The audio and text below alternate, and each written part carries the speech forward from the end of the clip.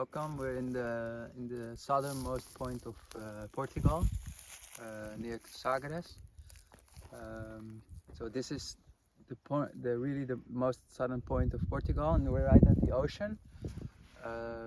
And all along the Iberian Peninsula, there is a tendency of there's desertification. So it's a semi-arid climate. It's very dry.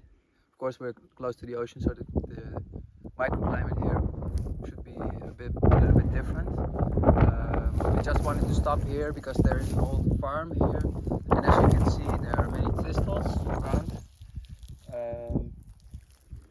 I don't know exactly what kind of thistle it is, but they seem to be in the artichoke, the cardoon family.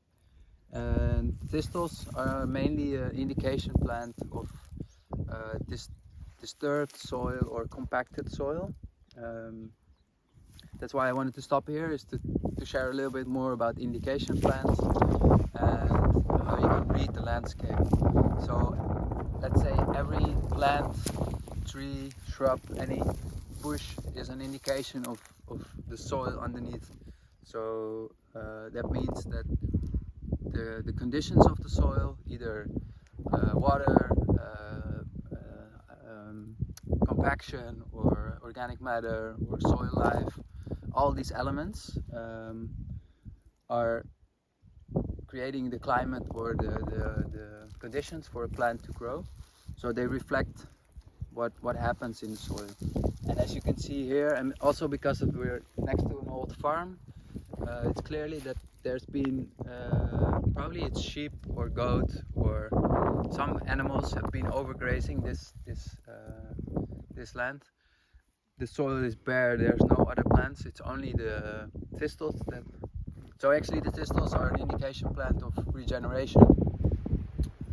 They're opening the decompacted soil because they have a big taproot, and in the long term they will create a lot of organic material. As you can see, the leaves are covering the ground, so bare soil is actually a wound to the ground, and these leaves are covering and building organic material, and the roots are opening the soil,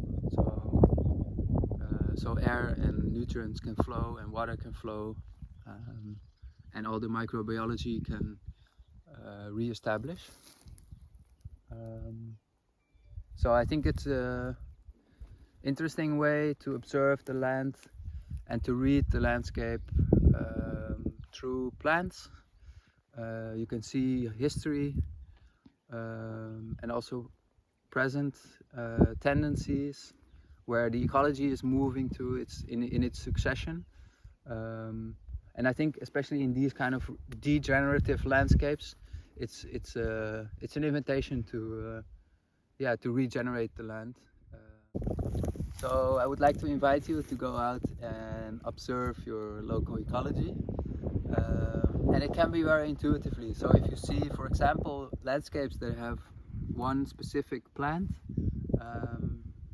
and you know the plant or you get to know the plant, you can also find maybe the benefits or the abilities that they have in regeneration or in rebalancing the ecosystem.